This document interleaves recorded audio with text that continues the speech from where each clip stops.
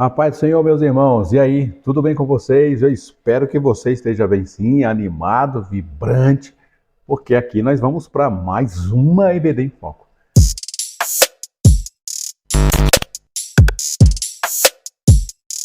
Pois bem, meus queridos irmãos, nós vamos para a lição de número 9. Hoje nós vamos falar sobre uma lição, para lá de interessante. Nós vamos falar sobre as armas do combate. Nós vamos falar de um texto que está em Efésios, capítulo 6. E o apóstolo Paulo, qual é o contexto? Ele está preso, amarrado a um soldado romano. E ele, inspirado por Deus, pelo Espírito Santo, ele olha para toda aquela vestimenta daquele soldado e ele começa então a falar sobre a armadura e sobre as armas espirituais, tanto de ataque quanto de defesa, que o cristão ele vai ter que se deparar ou vai ter que se manusear para poder entrar nessa batalha, nessa peleja espiritual. Ele vai apresentar essas ferramentas, essas armas espirituais, baseadas na experiência que ele teve ali, amarrado ou preso a um soldado romano, e graças ao Espírito Santo que deu essa inspiração ao apóstolo Paulo para que nós tivéssemos uma lição tão bela e tão rica como essa, através dessas armas de combate, tá? E vamos aqui então para o nosso texto de referência, justamente Efésios capítulo 6, versículo 13 ao 17, diz: portanto, tomai toda a armadura de Deus, tomai toda a armadura de Deus. Gente, já aqui nessa leitura, há uma frase que eu aprendi há muito tempo atrás, que um soldado que ele, na guerra, quando ele está na guerra, na peleja, por um segundo sequer, que ele se esquece que está numa guerra, ele deu o primeiro passo para morrer. Então nós estamos numa guerra espiritual, nós estamos numa batalha espiritual. E a Bíblia está nos dizendo através dessa lição também que nós temos armas espirituais. Então, por que não tomar essas armas espirituais? Para que possais resistir no dia mau e depois de ter desvencido tudo, permanecer inabaláveis. Então, talvez aí o segredo para muitos cristãos, né, não estarem vencendo as suas lutas, as suas batalhas, possivelmente porque estão no meio de uma guerra, se esqueceram que estão numa guerra, vão vivendo a vida de qualquer jeito, a bancarrota, não tomam as armaduras de Deus, e aí na hora de vencer os combates, os embates, eles são vencidos e aí não permanecem inabaláveis, né? Verso 14, estáis, pois, firmes, cingindo-vos com a verdade e vestindo-vos da couraça da justiça. Nós vamos ver todos esses elementos aí na nossa lição. Verso 15, calçai os pés com a preparação do evangelho da paz, embraçando sempre o escudo da fé, com o qual podereis apagar todos os dardos inflamados do maligno. Tomai também o capacete da salvação e a espada do Espírito, que é a palavra de Deus. Como introdução, nós temos Paulo nos apresenta as peças usadas pelos soldados nos tempos de Jesus como elementos necessários à caminhada cristã e ao enfrentamento dos inimigos de nossas almas. E aí, antes de aprofundar nessas armas, se fosse para hoje, quais são as armas que a gente tem de ataque e de defesa, né? Para as polícias, tem as armas, tem escudo, também o mesmo capacete, também existem capacetes, existem coturnos, né, para militares, para eles enfrentarem também jornadas longas, estradas ou terrenos perigosos, digamos assim. Nós temos também armas de inteligência também. Olha só, hoje nós teríamos armas de inteligência, né? De investigação, pessoas que trabalham com investigação, com inteligência. Então, todas essas armas, irmãos, nós precisamos tomar posse delas, sejam elas espirituais, para que nós possamos vencer essas lutas espirituais, que elas vão acontecer justamente no campo espiritual. Então não tem como você ir para uma luta, enfrentar um inimigo armado, com ali uma metralhadora, e você enfrentar ele ali com uma faca somente. Ele vai lhe matar seriamente. Você precisa ir para um combate e você vai contra um inimigo que está armado com uma metralhadora, você precisa no mínimo estar com uma outra do mesmo naipe, você precisa no mínimo estar com um colete à prova de balas, você precisa no mínimo manter uma certa distância para ele, você precisa no mínimo às vezes estar num carro blindado, e aí você vai se municiando dessas armas. Foi isso que o apóstolo Paulo quis aqui também nos mostrar em Efésios capítulo 6, para que nós, os cristãos, ao entrarmos numa luta espiritual, que nós entendamos que existem ferramentas, existem armas que estão disponíveis para nós, para essa luta ser vencida no nome de Jesus.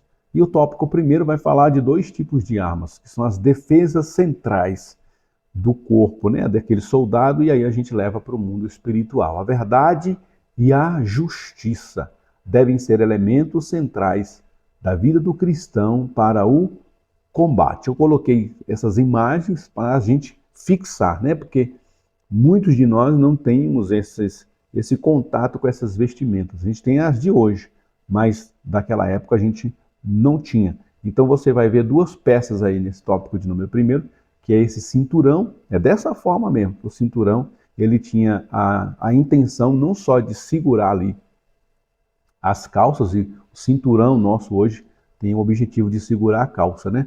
Naquela época o cinturão tinha também esse objetivo, segurava a calça, mas também ele protegia as partes ali da cintura daquele soldado. E também nós temos a couraça também, que vai proteger ali o peito, as costas, o abdômen. Esse era o objetivo também dessa proteção. Tá? Vamos estudar aqui esses dois elementos no tópico de número 1.1 e 1.2. 1.1, cinturão da verdade. De acordo com Kenner, o cinturão se referia, na verdade, ao conjunto de cinto e protetor do quadril, utilizado pelos soldados romanos. O termo verdade vem do grego aletheia, que pode ser traduzido por sinceridade, livre de paixões, simulação, de engano ou qualquer tipo de falsidade.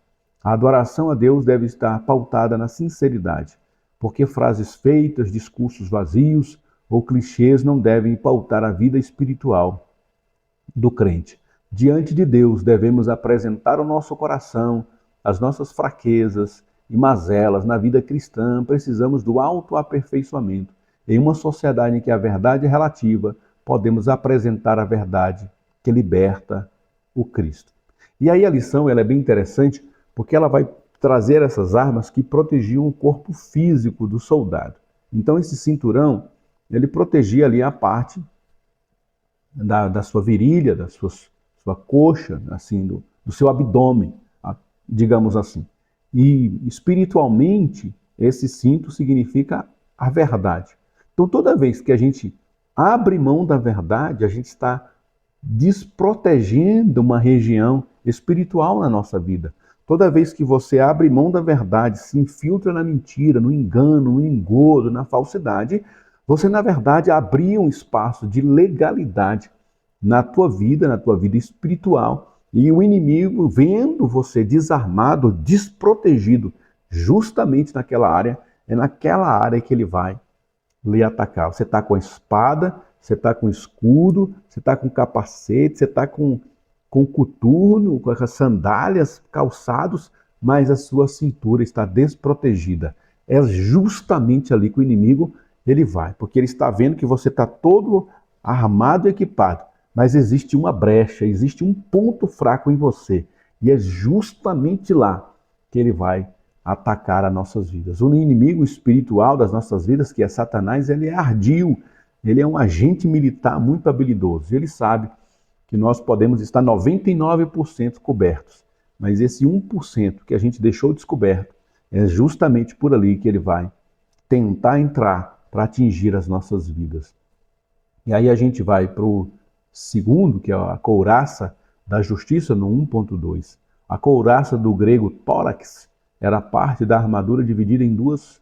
A primeira cobria a região do tórax e abdômen, e a segunda as costas.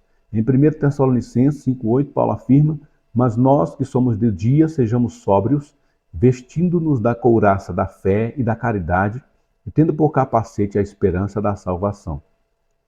Que a justiça, do grego didaioscine, Aqui é a condição de ser justo, justificado, íntegro. O termo era utilizado nos tribunais quando alguém era inocentado diante do juiz. A graça de Deus, através do sacrifício de Cristo na cruz do Calvário, em nosso favor, nos torna justos, inocentes. Com isso temos paz com Deus. Olhe para cá. Essa armadura, essa parte da armadura que protege aqui o tórax, aqui a parte da frente, o abdômen e as costas, protege áreas vitais da nossa vida, né?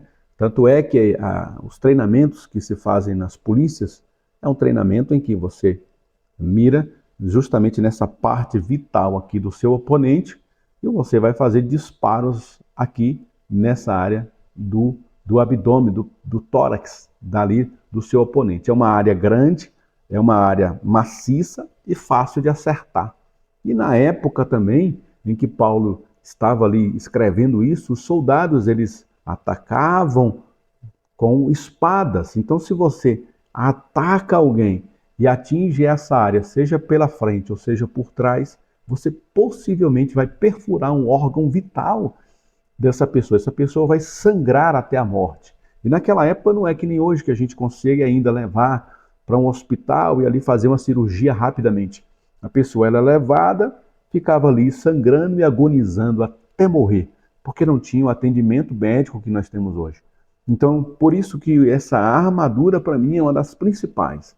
Nós precisamos, de fato, dessa proteção nessa área vital da nossa vida, e é justamente a fé, né?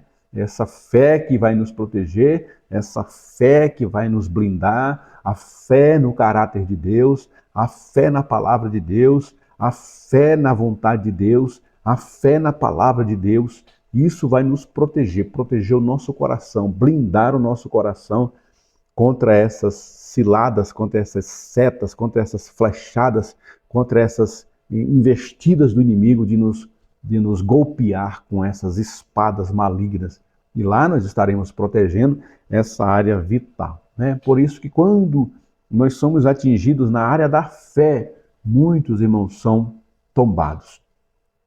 No 1.1 a gente viu ali que essa proteção aqui mais abaixo não é uma área exatamente vital. É importante, a gente ferido, vai sangrar, mas muitas das vezes a gente consegue se recuperar. Mas essa área vital, que se chama fé, se a gente for atingido nela, se a gente não proteger essa área e a fé nossa for manchada, maculada, ferida, nós possivelmente iremos morrer espiritualmente. E aí sim a gente viu e tem acompanhado muitas pessoas que, infelizmente, durante a trajetória cristã, têm perdido a sua vida espiritual por justamente não guardarem a sua fé em Deus e na vontade de Deus. E aí a gente vai para mais dois elementos dessa armadura, que são equipamentos periféricos. Tópico de número 2, o capacete e os calçados são equipamentos que protegem as extremidades do corpo.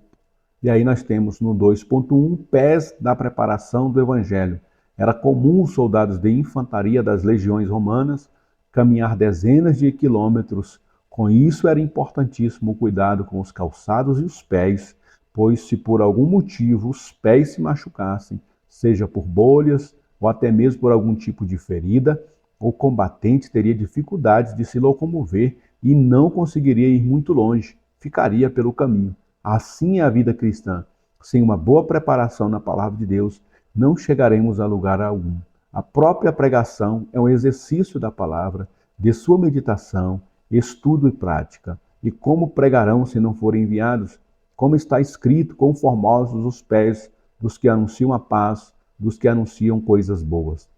Essa parte da vestimenta do soldado, calçar os pés, vai dizer o tanto que ele vai chegar longe nessa investida contra os seus inimigos nesse combate.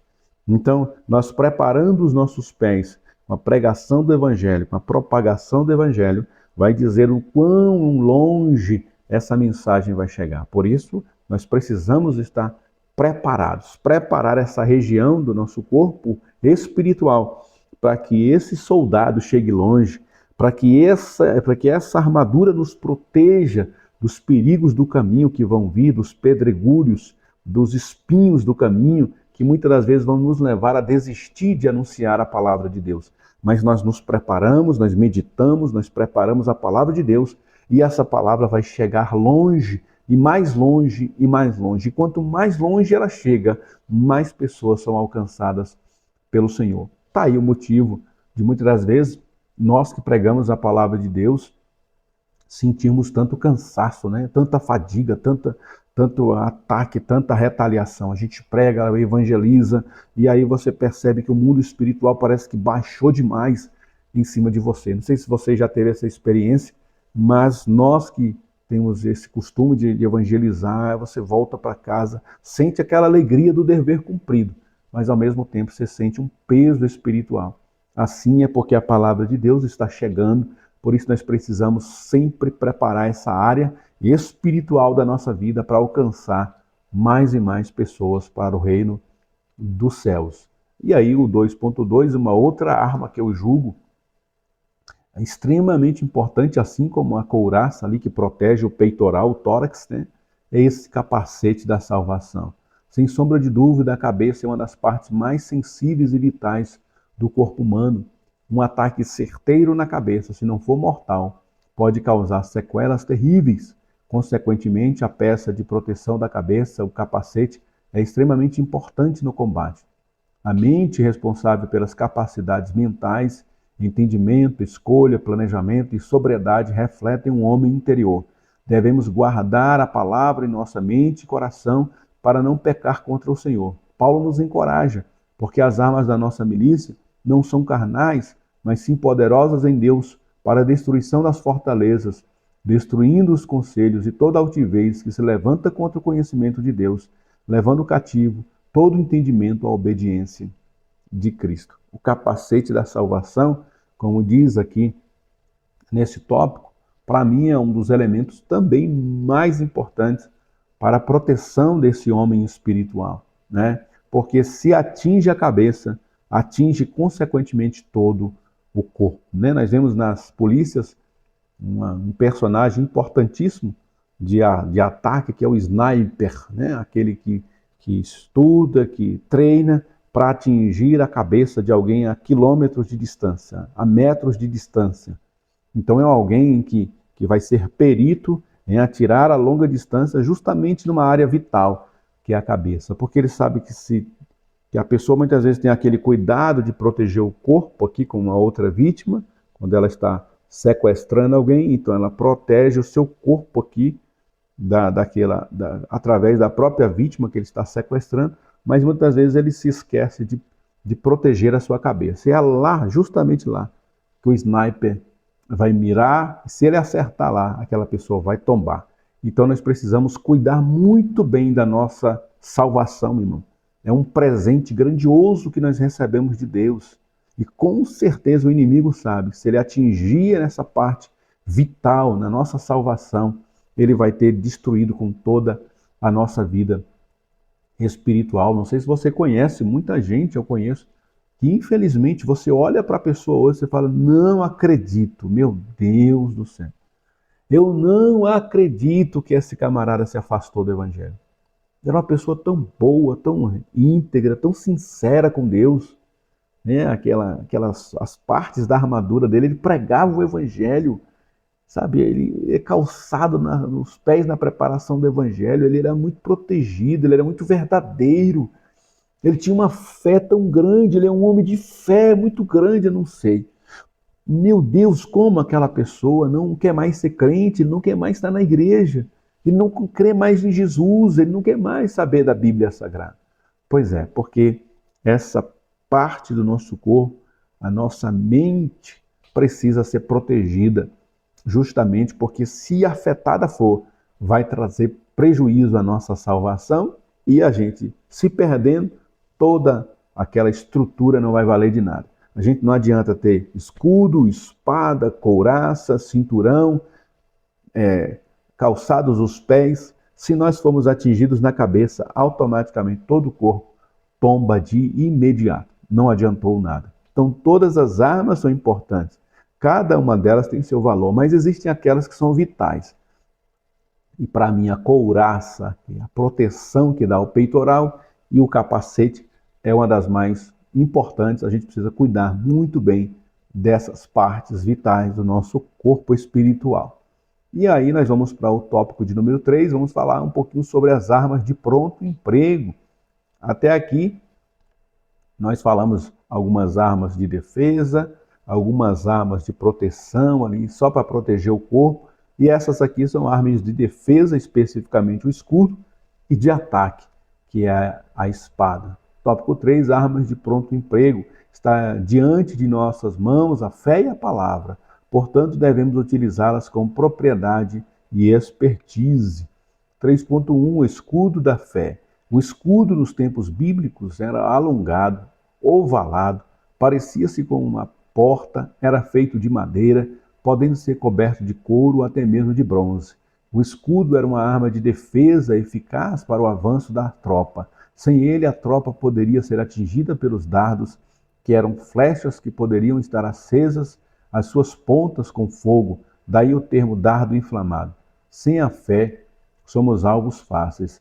A fé é o elemento essencial na caminhada cristã. A Bíblia afirma, ora, sem fé é impossível agradar-lhe, porque é necessário que aquele que se aproxima de Deus creia que ele existe e que é galardoador dos que o buscam. Né? É uma arma de defesa. Então, com o escudo, você vê o dardo vindo de cima, você protege a cabeça. Se você vê o dardo vindo de frente, você protege o seu coração, o seu peitoral. Se você vê vindo de lado, você protege aqui o seu lado, você protege o outro lado. E você tem um colega atrás que está com escudo também, ele protege as suas costas. E essa arma espiritual, esse escudo da fé, ele precisa estar em nossas mãos, o tempo todo, de prontidão. Tempo todo. Os dardos inflamados do maligno, que eles falam aqui, eram armas que os inimigos usavam rotineiramente. Eles usavam esses dardos com flechas incandescentes, com fogo, quando elas atingiam o escudo, pegava fogo ali no escudo, e ali eles conseguiam, através de atingir um deles ou dois deles, desarmar o sistema de defesa deles. Né? Uma pessoa ali ferida, uma pessoa em chamas, o seu escudo, obviamente, ela largava a sua posição de defesa. Então, eles usavam os dardos para ir abrindo o caminho no meio do exército inimigo. Por isso, essa arma é tão importante, porque nós vamos nos proteger aqui contra esses dardos inflamados. E esse, não, eu creio que é uma das armas que o inimigo mais lança, né? Contra nós, o tempo todo, na nossa mente, o tempo todo. Lançando os dardos no nosso coração, na nossa mente, no nosso coração, o tempo todo. Lançando pensamentos, lançando contendas, discórdias, coisas que vão desagradando a Deus, que vão, entristecendo o nosso homem espiritual, entristecendo o Espírito Santo, entristecendo a Deus. E aquele negócio de 24 horas a gente atacado com isso. Quem nos protege? O escudo da fé. A fé no caráter de Deus, a fé na provisão de Deus, a fé de que Deus está conosco, a fé de que Deus está nos guardando. É essa mentalidade que nos protegerá contra os dardos inflamados do maligno. E aí o 3.2 é um elemento de ataque, a espada do Espírito. A espada é o armamento que simboliza a palavra de Deus.